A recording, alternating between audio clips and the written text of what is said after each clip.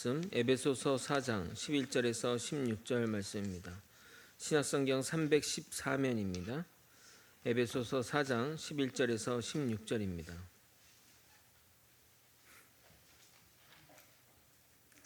저와 번갈아 교독하고 마지막 절 함께 읽겠습니다. 제가 먼저 읽겠습니다.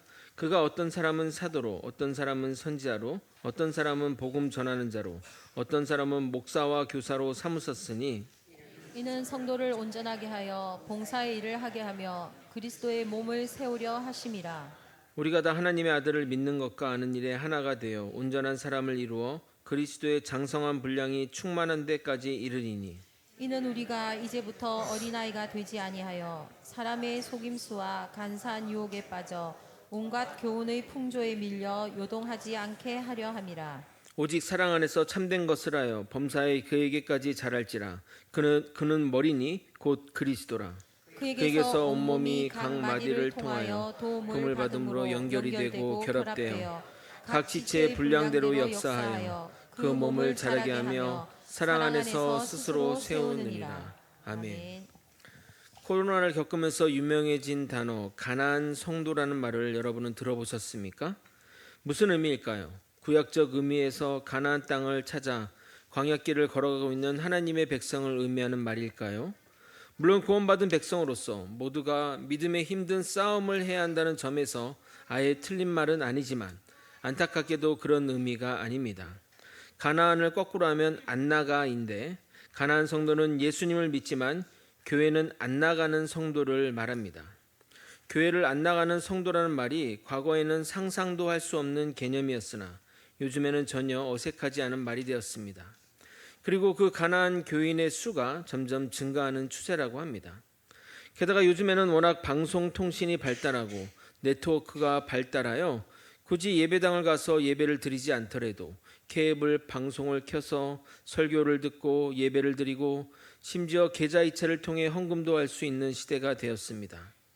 TV가 없으면 언제든 핸드폰으로 인터넷에 접속하여 유명한 교회 목사님 설교 영상을 입맛대로 골라 들을 수 있는 기독교 문화 컨텐츠 소비자 중심 시대가 열린 것입니다.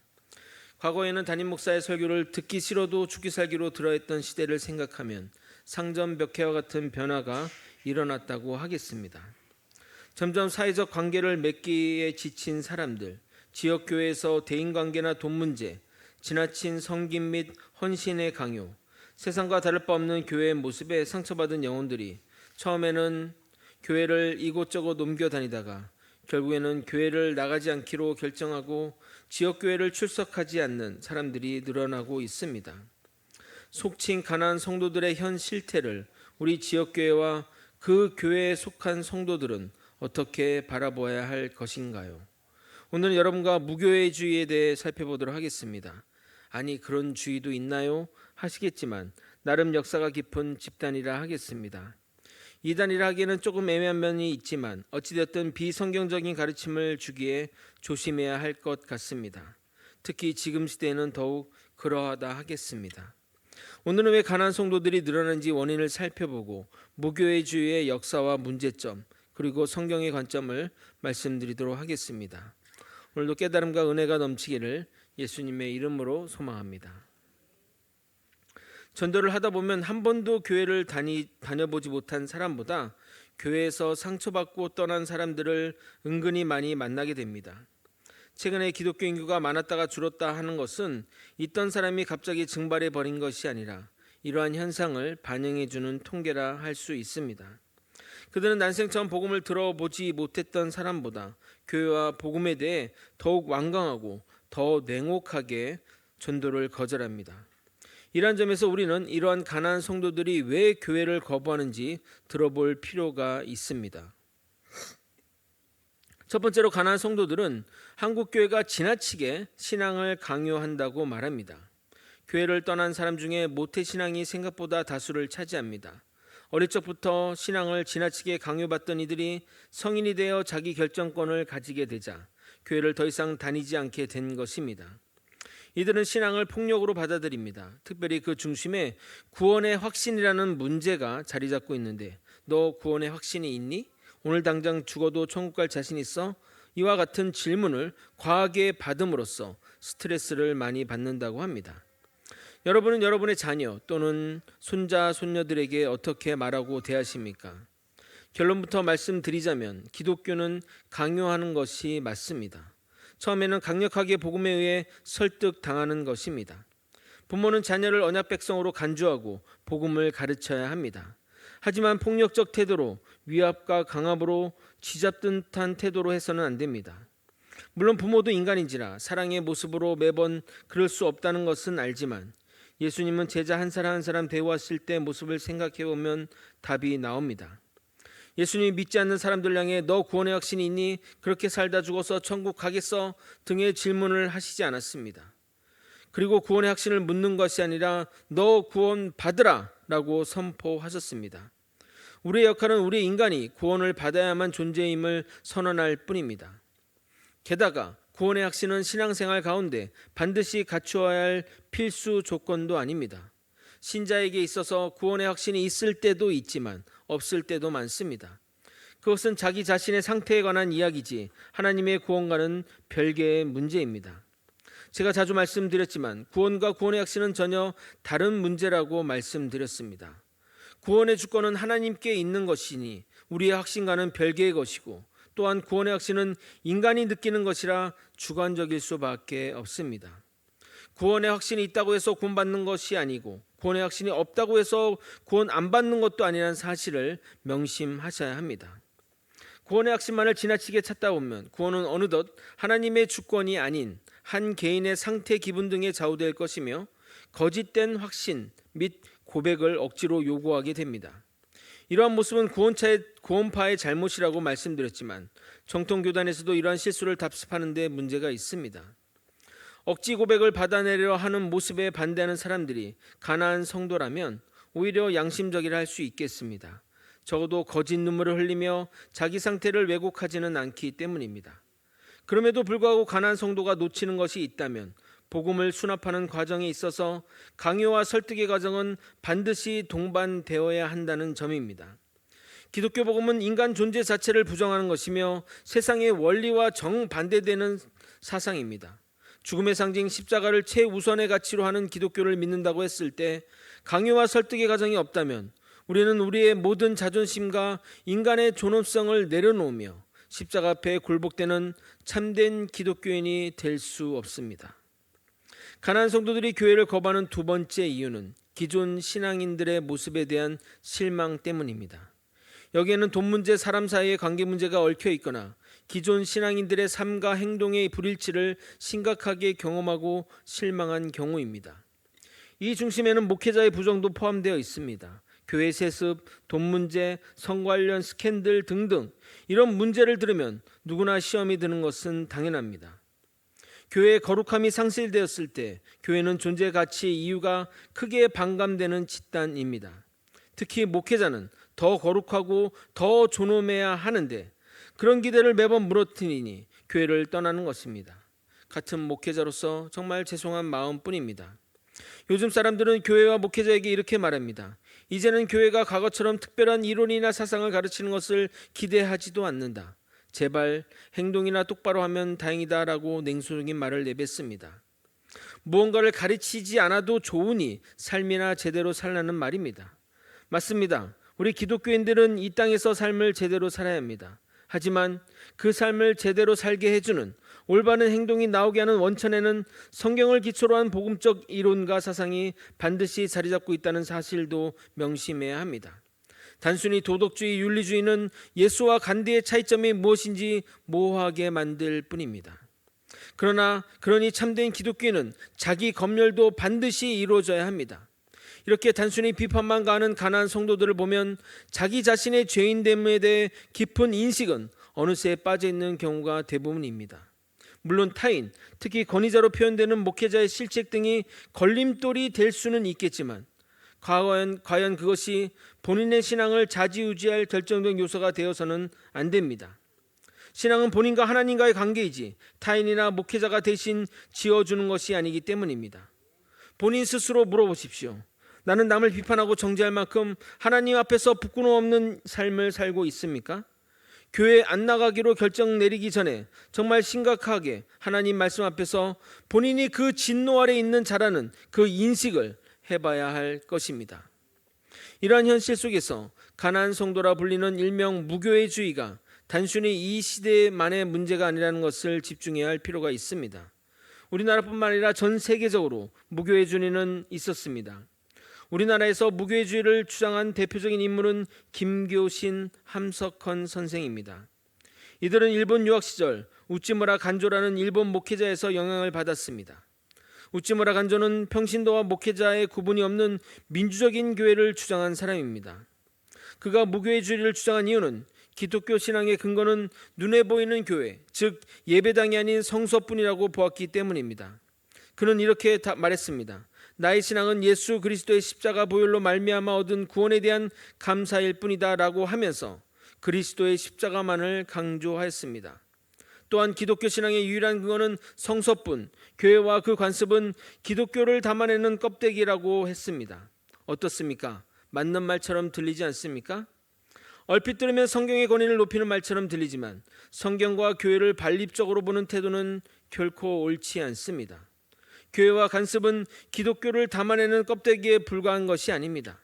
물론 우찌무라 간조가 당시 일본 교회가 일본 제국주의에 동조하는 모습을 보였기에 이러한 태도를 취한 것이니 칭찬받아 마땅합니다.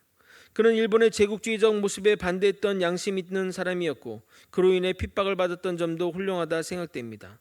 하지만 가시적 교회는 그렇게 그저 껍데기에 불과한 것이 아닙니다. 그의 밑에서 배웠던 김교신, 함석헌 선생님도 마찬가지로 일제강점기 때 민족주의 운동을 열심히 한 인물들입니다. 그들이 민족주의 정신은 당대의 일제 친사 참배 강요에 무릎 꿇었던 기성교회의 결정에 비하면 충분히 본받을 만하다는 것은 사실입니다. 그럼에도 기존교회의 모든 것을 부정하는 무교회주의는 옳지 않을 뿐더러 이치에도 맞지 않습니다.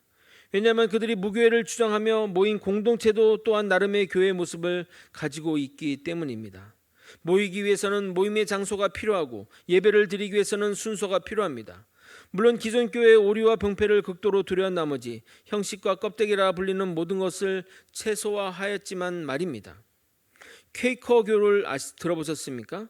우리나라에서의 무교회주의는 대부분 퀘이커교회의 모습을 따릅니다. 퀘이커교의 시작은 영국 국교회의 지나친 형식주의에 반발해 나오게 되었습니다. 그래서 그 교회는 형식이 거의 없습니다. 목회자가 따로 없고 모인 중 평신도 중에서 감동받은 사람이 일어나 설교하는 방식입니다.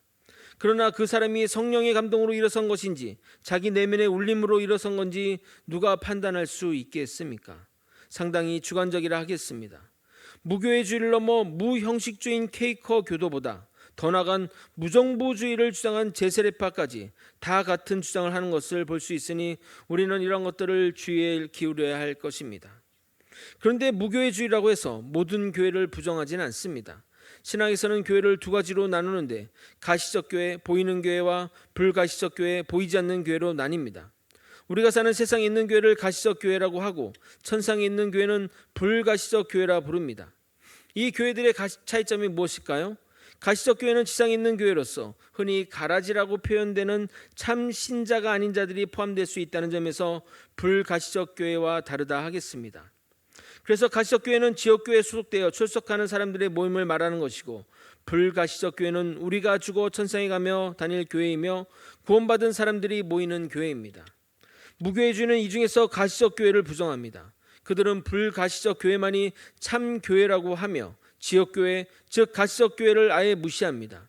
언젠가는 더럽혀질 가시적 교회, 불완전한 가시적 교회, 문제투성이 지역교회는 껍데기에 불과함으로 존재할 필요가 없다고 말합니다.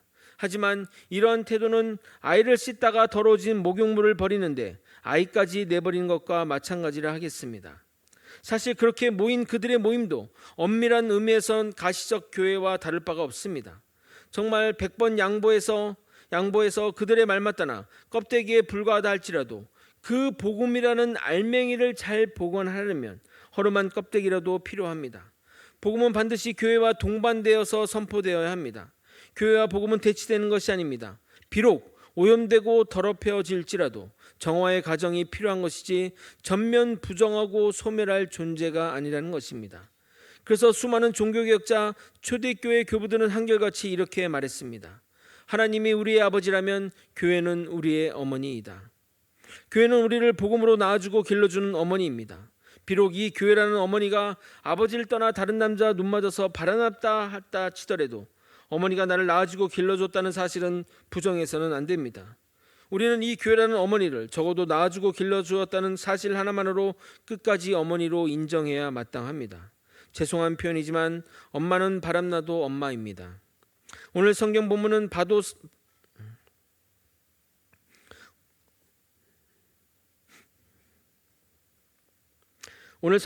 바울 서신의 하나인 에베소서입니다. 이 에베소서는 6장의 짧은 서신이지만 그 안에 기독론, 교회론, 종말론 등 바울 신학의 중요한 내용이 담긴 서신이라 하겠습니다.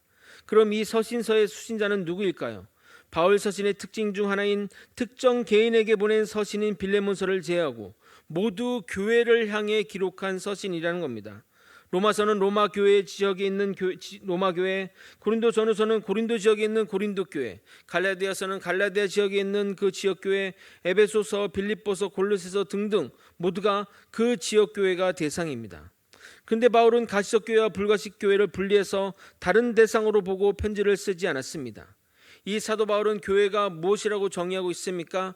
그리스도를 머리로 삼은 그의 몸이라고 정의하고 있습니다. 에베소서 1장 22절 23절 이렇게 말합니다. 또 만물을 그의 발 앞에 복종하게 하시고 그를 만물 위에 교회의 머리로 삼으셨느니라. 교회는 그의 몸이니 만물 안에서 만물을 충만케 하시는 이의 충만함이니라. 여기서 사도 바울이 말하는 교회는 지상의 교회, 가시적 교회를 말합니다. 예수 그리스도가 교회의 머리가 되시고 교회는 그리스도의 몸이 됩니다. 머리와 몸은 떨어질 수 없는 하나의 유기체입니다. 머리와 몸을 따로 나눠서 생각할 수 있습니까? 그럴 수 없습니다. 복음과 교회를 분리해서 생각할 수 없듯이 그리스도와 교회를 분리해서 생각할 수 없으며 상상도 할 수 없습니다. 분리되는 순간 곧 그것은 한 인격체의 죽음을 의미합니다. 우리가 한 신체를 이야기할 때 온 인체의 유기적인 관계를 상정하고 살아있는 인격이라 칭하는 것처럼 그리스도와 교회는 결코 따로 생각할 수 없는 관계입니다. 그리스도가 아프면 교회도 아프고 교회가 아프면 그리스도도 아픕니다. 반대로 그리스도가 기쁘면 교회도 기쁘고 교회가 기쁘면 그리스도도 기쁩니다. 특히 23절 후반부를 보게 되면 만물 안에서 만물을 충만케 하시는 이라는 어려운 수식어가 붙어 있는데 이것은 그리스도를 말하는 겁니다. 그리스도는 만물이 창조됐을 때도 계셨고 만물을 창조하시니까 그리스도이시게 그분을 만물 안에서 만물을 충만케 하시는 분이 되시는 겁니다. 그분이 없이는 만물은 존재의 가치를 잃어버립니다. 그런데 이 만물을 충만하게 하시는 이의 충만, 즉 그리스도의 충만이 무엇이냐? 바로 교회입니다. 그리스도로 충만한 곳이 바로 교회라는 말입니다.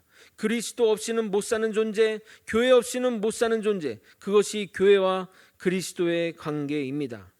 이러한 상관관계를 잘 알면 주님이 왜 그렇게 핏값으로 교회를 샀었다고 하는지 교회라는 단어를 들을 때마다 가슴 찐하게 사무쳐야 하는 것입니다. 사도행전 20장 28절입니다. 여러분은 자기를 위하여 또는 온 양떼를 위하여 삼가라. 성령이 그들 가운데 여러분을 감독자로 삼고 하나님이 자기 피로 사신 교회를 보살피게 하셨느니라. 에베소에는 우리 성도들을 교회로 부르신 이유에 대해 설명해 주고 있습니다. 그리스도께서 각 사람에게 풍성하게 주시는 은사들은 그리스도의 몸인 교회를 세우기 위해서입니다. 에베소 4장 11절 12절을 여러분이 한번 읽어보도록 하겠습니다. 함께 읽겠습니다. 시작. 그가 어떤 사람은 사도로, 어떤 사람은 선지자로, 어떤 사람은 복음 전하는 자로, 어떤 사람은 목사와 교사로 삼으셨으니 이는 성도를 온전하게 하여 봉사의 일을 하게 하며 그리스도의 몸을 세우려 하심이라. 아멘. 교회는 이처럼 다양한 사람들이 모인 집단입니다. 그러기에 우리 성도들 모두가 반드시 가져야 할 교회에서의 자세는 상대방에 대한 이해입니다. 동호회나 회사는 한 가지 목적을 위해 모였습니다. 그 목적이 어긋나면 떠나는 것이 맞습니다. 축구 동호회인데 농구를 하고 싶다, 농구를 좋아한다, 그러면 그 사람은 떠나는 것이 맞습니다. 자동차 판매하는 회사인데 나는 제조하겠다, 그 사람은 떠나는 것이 맞습니다. 그러나 교회는 다양한 상황에 다양한 성향의 사람들이 다양한 목적으로 교회를 나오며 궁극적으로 구원을 목표로 모여있는 공동체입니다. 어떤 사람은 위로를 받고자 교회를 나오고, 어떤 사람은 사람을 사귀고자 교회를 나올 수 있으며, 어떤 사람은 기독교 복음 그 자체가 좋아서 나올 수 있습니다. 어떤 사람은 사람이 좋아서 나올 수도 있습니다. 물론 최종적으로 천국에 가는 것을 목표로 살아가지만 말입니다. 그러나 구성원 모두가 다 나이스한 것은 아닙니다. 다양한 사람이 모였다는 것은 다양한 성품의 사람이 모였다는 의미입니다. 동호회나 회사처럼 목적이 맞지 않다고 내보낼 수도 없습니다. 결국 우리 모두가 그리스도의 장성한 분량까지 자라나야 하는 것입니다. 13절입니다. 우리가 다 하나님의 아들을 믿는 것과 아는 데 하나가 되어 온전한 사람을 이루어 그리스도의 장성한 분량이 충만한 데까지 이르니, 모든 성도가 그리스도의 장성한 분량까지 이르게 된다면 교회 내 아무 문제가 없을 것입니다. 그러나 이 일은 시간이 많이 걸리는 일이고 성도 각자가 노력해야 완성되는 일이기에 아마도 지상교회는 주님 만나는 그날까지 계속 불완전한 상태로 공동체를 이루며 살아갈 수밖에 없는 것입니다. 개인 차원의 영적 성장을 위해 모든 성도가 노력하다 보면 자연스레 교회 공동체 차원에서도 성장이 이루어지게 됩니다. 성도 개인의 목표가 그리스도의 장성한 분량이 충만한 데라면 교회의 목표는 그리스도에게까지 자라나는 것입니다. 성도도 교회이고 성도의 모임들도 교회이기에 그리스도를 닮은 성도들이 모인다면 교회도 자연스레 그리스도에게까지 자라나게 되는 것입니다. 성도들은 성령의 도움을 받아 각각의 성도들이 서로 연결되어 한 몸이 된 교회로서 머리가 되신 그리스도를 닮아가게 됩니다. 교회가 일치되어 성장해가는 영적 수단은 바로 사랑입니다. 그 사랑 안에서 교회가 온전히 세워지게 됩니다. 그러므로 우리는 성도를 서로 사랑해야 됩니다. 거제 소망교회 성도 여러분, 교회 성도님들을 서로 사랑하십니까? 그렇다고 한다면 우리 교회는 희망이 있습니다. 15절 16절 읽고 설교를 마무리하도록 하겠습니다. 함께 읽겠습니다. 시작. 오직 사랑 안에서 참된 것을 하여 범사에 그에게까지 자랄지라. 그는 머리니 곧 그리스도라. 곧서 온몸이 각 마디를 통하여 도움을 받음으로 연결되고 결합되어 각 지체의 분량대로 역사하여 그 몸을 자랑해 하며 사랑 안에서 스스로 세우느니라. 아멘. 말씀을 정리하겠습니다. 흔히 교회라는 기관을 다른 기관과 다르게 구별해주는 표지로서 말씀, 성례, 권징을 이야기합니다. 우리는 교회에서 말씀을 듣고 성례를 집행하고 권징을 통해서 그리스도를 발견합니다. 물론 앞서 말한 대로 완벽하지 않은 이 가시적 교회, 지역교회의 연약함이 있습니다. 무교회주의가 진단하는 현상이 다 틀리거나 잘못된 것은 아닙니다. 하지만 그에 대한 지나친 반감으로 고도로 발전하는 이 개인사회, 소통이 단절된 사회 속에서 우리의 신앙생활마저 너무 주관화된 신앙, 소비자적 신앙, 개인화, 각계전투 양상 등으로 흐르지 않는지 돌아보아야 합니다. 교회와 관계없는 신앙은 결국 나만 잘 믿으면 됐지 않은 신앙일 뿐입니다. 그러나 하나님은 우리를 교회로 부르시고 공동체를 이뤄가라고 하셨으며 서로 연결하고 결합하여 자라나라고 말씀하셨습니다. 혼자서는 자라날 수도 없고 또한 결합할 수도 없습니다. 그리고 결정적인 것은 혼자 신앙생활하면 시험 들 일도 적겠지만 시험 들어도 잡아줄 사람 하나도 없습니다. 그러니 교회 안으로 들어옵시다. 물론 그것이 때론 아플 수도 있습니다. 고슴도치 포옹하듯이 너무나도 아플 것이고 깊이 끌어안을수록 더 가시가 깊이 박힐 것입니다. 그렇지만 더욱 그렇게 해야 합니다. 그리스도께서 교회를 위해 찔리신 못은 그보다 훨씬 더 깊이 그분의 손과 발을 파고 들었기 때문입니다. 다른 이유가 없습니다. 교회는 그의 몸이기 때문에 주님 안으로 들어와야 합니다. 혹여나 우리 거제 소망교회가 아픔이 많아질지라도 더욱더 교회와 그리스도를 사랑하는 마음으로 들어와야 합니다. 우리 거제 소망교회를 충만케 하시는 분이 예수님이시기에, 그리고 그 예수님께서 우리 거제 소망교회 때문에 충만케 되신다고 하시기 때문에 우리 모두 서로 사랑하며 행복한 신앙생활을 여기 소망교회에서 해나가길 예수님의 이름으로 축원드립니다. 다 함께 찬양하고 기도의 자리로 다시 한번 나가도록 하겠습니다. 우리에게 소원이 하나 있네. 우리에겐 소원이 하나 있네. 주님 다시 오실 그날까지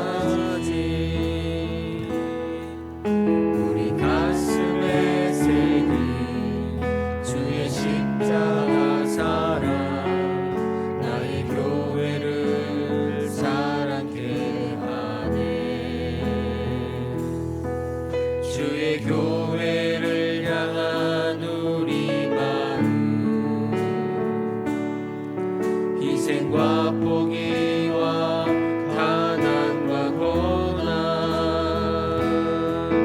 가물며 죽음조차 우리 막을 수 없네.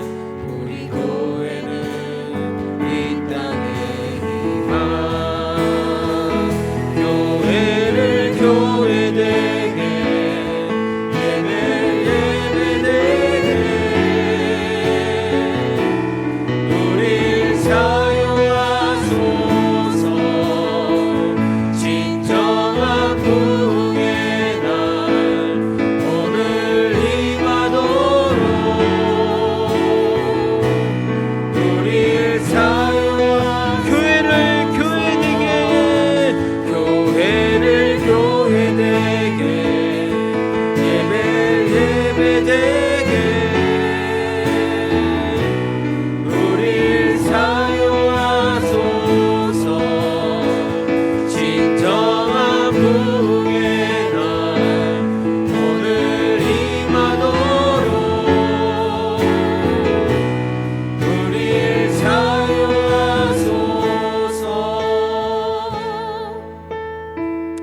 제가 거제 소망교회 온 지 거의 3년이 다 돼갑니다. 처음에 교회 왔을 때 너무나 썰렁하고 냉랭했고 또 알 수 없는 여러 가지 불편한 기운들이 교회 안에 가득했습니다. 그러나 점점 더 그 모든 것에서 회복되어 성도들이 하나 되어 나아가며 또 사랑의 실천을 통해 점점 더 하나 되어가는 모습에 너무나 기쁘고 행복합니다. 요즘은 서로 교회에 봉사하고 헌신한 일들 가운데 웃음꽃이 피는 것을 봅니다. 오늘도 주일 예배 끝나고 아이들이 밖에서 뛰노는 소리, 또 그 아이들을 돌보는 그런 웃음소리, 또 찬양 연습하며 아이들의 찬양을 들으며 그 들리는 웃음소리를 들으며 교회가 너무나 아름답고 또 교회가 정말 더 하나님의 뜻을 실천해가고 있구나 라는 것을 깨닫게 되었습니다. 여러분, 교회는 우리가 만들어가는 것입니다. 예수 그리스도를 몸으로 하여 우리가 그 아름다운 교회가 되면 되는 것입니다. 사랑이 부족하면 사랑을 베풀어 주십시오. 헌신이 부족하다면 여러분이 헌신의 자리에 나서기 바랍니다.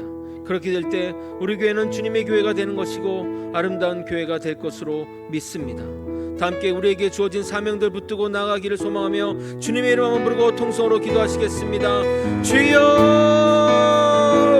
하나님 아버지, 우리에게 부르신 사명들, 아버지 우리 교회에게 부족한 것들이 눈에 보이면 아버지 내가 그것을 채우는 자의 역할들을 감당하게 도와주시옵소서. 아버지여, 나를 부르신 목적이 있을 것입니다. 나를 그게 보게 하신 하나님의 뜻이 있을 줄 믿습니다. 더욱더 큰 사랑으로 하나님의 사랑이 나아가고 그 교회 부족한 것들을 내가 내 힘으로 채우며 나아갈 수 있게 도와주시옵소서. 하나님 아버지, 나의 부르신 사명을 아버지 주님의 은혜로 주님의 역사와 연결하여 하나님의 그 뜻으로 나아갈 수 있도록 이끌어 주시고 인도하여 주옵소서. 아버지여, 우리를 사용하여 주옵소서. 아버지여, 우리를 사용하여 주옵소서. 주의 나라와 영광을 위해 살아가는 주의 백성들 되게 도와주옵소서. 교회를 교회되게 원합니다. 아버지, 예배 되게 원합니다. 주님 붙들어 주시고 이끌어 주옵소서. 주님 역사하여 주옵소서. 주님의 그 은혜 가운데 살아갈 수 있도록 이끌어 주옵소서.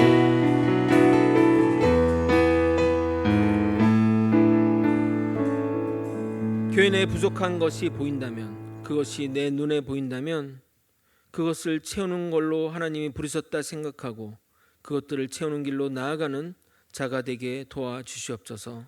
아버지, 교회 헌신이 부족한다면, 그리고 헌신이 부족한 것이 눈에 보인다면 그 헌신을 나를 사용하여 주시옵소서. 우리를 사용하여 주시옵소서. 이것이 우리의 기도 제목이 되게 도와주옵소서.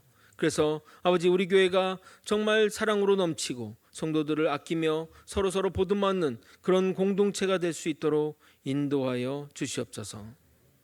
이 모든 것 살아계신 예수 그리스도 이름으로 기도드리옵나이다.